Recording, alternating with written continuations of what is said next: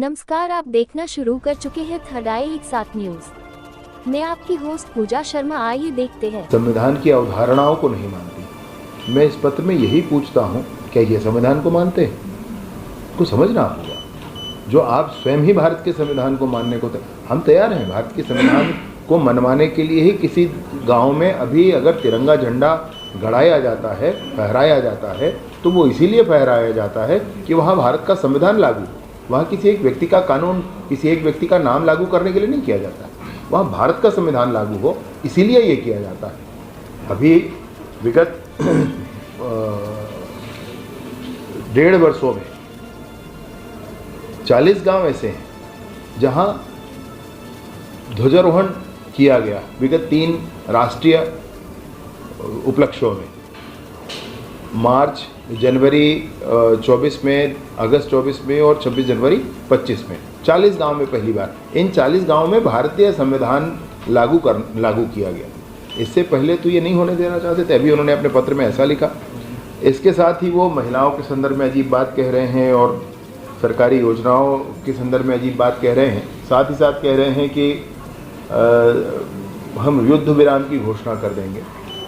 युद्ध जैसी कोई स्थिति है नहीं। अगर चर्चा करना है तो मैं पुनः कहता हूँ, छत्तीसगढ़ की सरकार भी तैयार है और पूरी उम्मीद के साथ कहता हूँ केंद्र की सरकार भी बिल्कुल तैयार है। और इसमें किसी का निर्धारण हो, किसी चैनल का निर्धारण हो तो बात किया जाए और बात करके एक अंतिम निर्णय तक पहुँचा जाए। बहुत अच्छी पुनर्वास नीति है और उस पुनर्वास नीति के माध्यम से नक्सली समर्पण करें, अपना जीवन व्यवस्थित करें। जी, मैंने पत्र की ऑथेंटिसिटी एक बार और परीक्षण करने की आवश्यकता है, परंतु ऐसा ही पत्र है और उसमें 2 बातें विशेष रूप से उल्लेखनीय हैं। कि पहले कहा उन्होंने कि हमने पहले भी कहा, तो पहले कुछ ऐसा था नहीं। पहले बहुत सारे नियम शर्तें थी और कहा कि 6 महीने तक पुलिस हमारी जो आर्म्ड फोर्सेस से बाहर ना निकले, ये कैंप हटा लें, वहाँ से कैंप आगे ना बढ़ाएं। ऐसे बहुत सारी कंडिकाओं के साथ कहा गया था जिसका कोई अर्थ बनता नहीं था। और अभी जो इन्होंने कहा है उसमें ये कहा है कि हम युद्ध विराम कर देंगे। तो युद्ध विराम वाला कोई मामला है नहीं। इस तरह की शब्दावली के साथ चर्चा कैसे होगी मैं नहीं समझ सकता हूँ। मैं पुनः कहता हूँ कि राज्य की सरकार अथवा केंद्र की सरकार एक गोली नहीं चलाना चाहती और बिल्कुल पुनर्वास नीति इसीलिए लाई गई है। भाई, इतने लोग सरेंडर हुए हैं, उनको नीतियों का लाभ ऐसे ही दिया जा रहा है और उनका पूरा जीवन व्यवस्थित हो जाए, इसके लिए पूरी कोशिश सरकार कर रही है। तो ये पुनर्वास नीति आई ही इसीलिए है। आप कहेंगे कि हम इस तरीके से आप कैंप आगे ना बढ़ाएं, तो हम, अगर सरकार कहती है तो हम ये कर देंगे, युद्ध विराम कर देंगे। तो युद्ध की क्या स्थिति है? युद्ध विराम कर देंगे? आप कोई अपना कुछ सोचकर बैठा है तो उसका कोई ये नहीं है विषय। बहरहाल ये है कि अगर वाकई चर्चा चाहते हैं, वाकई बातचीत चाहते हैं, तो सरकार 100 बार तैयार है, विनम्रता के साथ तैयार है। और सरकार का बिल्कुल ये कहना है कि अगर आप चाहते हैं तो आप व्यक्ति का निर्धारण कर दें, समिति का निर्धारण कर दें, जिसके साथ वार्ता करनी हो, जिसके साथ बात करनी हो, तो बातचीत ज़रूर की जाएगी।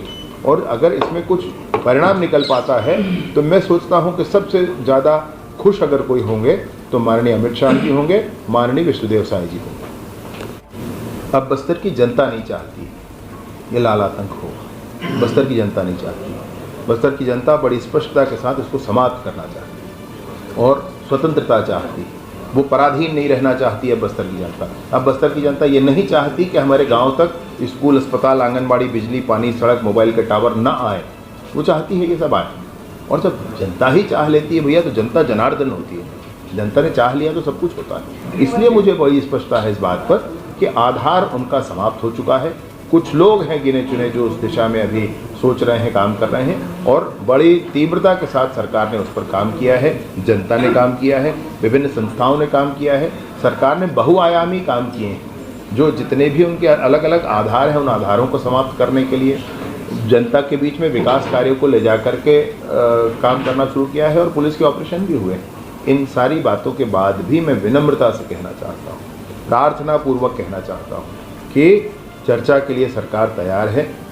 माननीय विष्णुदेव जी की सरकार एक गोली नहीं चलाना चाहती, एक गोली नहीं चलाना चाहती। आप जिस चैनल को चाहें यूज़ करें, सरकार चर्चा के लिए तैयार है। आज निकलेगा क्योंकि आपने बहुत पहले की थी और उसके बाद मैं आज तक वही कह रहा हूं कि हम तैयार हैं। मैंने अभी थोड़ी देर पहले आपसे यह भी कहा कि पत्रकार साथियों ने भी और सदन में भी मुझसे कहा गया कि आपने कोई समिति बनाई क्या। मैंने सदन में भी स्पष्ट किया, मैं यहाँ भी पत्रकारों के बीच में भी स्पष्ट उस समय भी किया था, आज भी करता हूँ। समिति उमिति सरकार नहीं बनाने वाली। मैं क्लियर रखना है बात को कि 10-10 समितियां सरकार की तरफ से बनी, परिणाम नहीं निकला भाई। अगर उनके मन में भाव है चर्चा का तो हम तैयार हैं। वो बनाए समिति, वो भेजें जिसको भेजना है, वो जिस भी चैनल से बात करना चाहें बात करें। मैंने पहले भी कहा, व्हाट्सएप कॉल पर तैयार हैं, वीडियो कॉल पर तैयार हैं, फ़ोन कॉल पर तैयार हैं, किसी को भेजेंगे तो हम तैयार हैं, उसको कुछ नहीं किया जाएगा इस वादे के साथ तैयार हैं, हम सब बातों के साथ तैयार हैं। लेकिन ये न सोचे कि सरकार घुटने के बल आकर के और कहीं किसी के साथ वार्ता करने के लिए समिति उनकी बनाकर किसी को खोज के ला करके भेजेगी, ऐसे नहीं होने वाला है। वो भेजें जिनको भेजना, हम तैयार हैं, हम बिल्कुल बात करेंगे और बात करके सोल्यूशन तक पहुँचेंगे। बहुत अच्छी पुनर्वास नीति के साथ चर्चा है और इसलिए आग्रह है मुख्य धारा में आए और आगे बढ़े।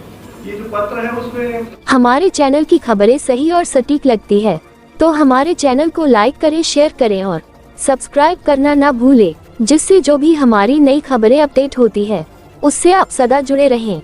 बने रहे थर्ड आई न्यूज़ एक साथ न्यूज़ के साथ।